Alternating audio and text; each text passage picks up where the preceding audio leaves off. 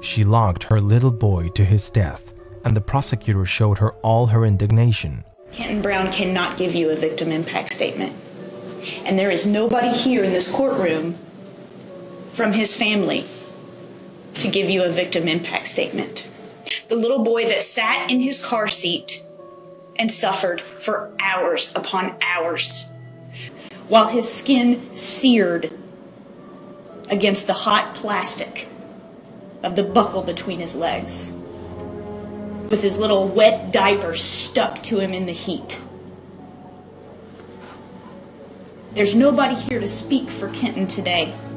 So I don't just speak on behalf of this community, Your Honor. I speak for the victim. I speak for the life that was lost. Kenton Brown, just 2 years old, lost his life after spending 12 hours locked in a car at more than 50 degrees Celsius. What did his mother do in all that time? She consumed so many drugs that she fell asleep and forgot about her son, so the full weight of the law came down on her. Ms. Schaus, you have a charge of murder, second-degree possession of a controlled substance, and possession of marijuana. I'm going to enter your plea of not guilty. Wait 1 minute, I'm going to read the charge. During the investigation into the victim's death, above subject told detectives she left the victim, her 2-year-old son, in her vehicle for several hours unattended, resulting in his death. During the execution of a search warrant, the above location, above subject's residence, detectives recovered suspected marijuana and Xanax. The case had everyone in shock, especially Molly Schaus, little Kenton's mother. Of course, her mistake ultimately ended up costing her son his life, and now she was facing a sentence of more than 30 years. He was 3 feet tall, and he had a measured weight of 26 pounds. Now, I plotted those on... You may. Ladies and gentlemen of the jury, we're going to take a 15-minute break now.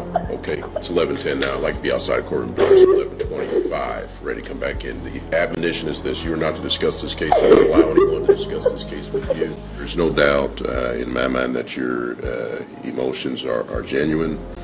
Nonetheless, it is necessary for us to get through this trial without interruption. Despite the terrible images of this mother crying, it was still necessary to know what she had to say regarding the tragic death of little Kenton.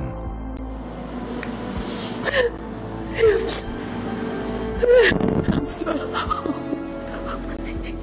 Did you love your son? Yes, very much. I had some things to carry up the stairs, and he was asleep. I was carrying a bag and also my purse and a cup. And I wanted to go up and actually unlock the door. He was sleeping. At this point, Molly, did you intend to go right back downstairs to get him?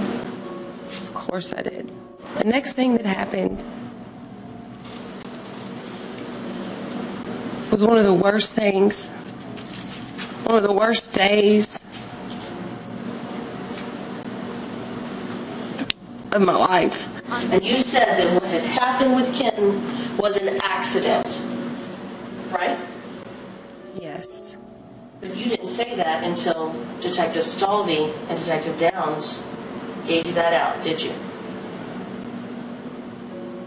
No, Did you ever say the word accident? Did you ever own up to anything that had happened before Detective Downs and Detective Stalvey talked to you about how maybe it was an accident? it was an accident.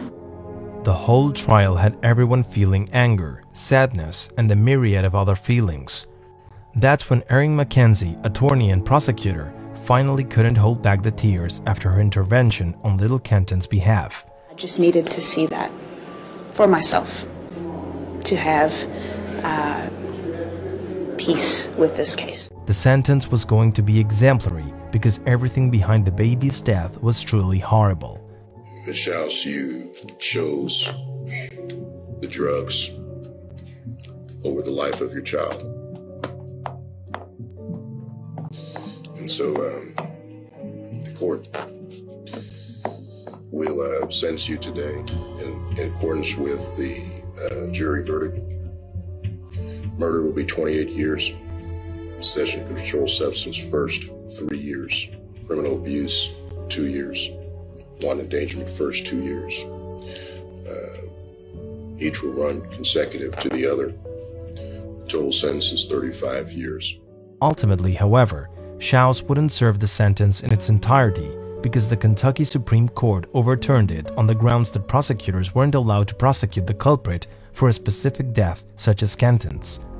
So the woman only served 3 years before going free again, despite her responsibility in the case.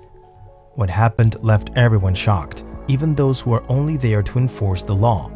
Of course, it's impossible not to be moved by something like this. It falls on me to remind the court of the life that was lost, of the little boy who will never have his first day of school,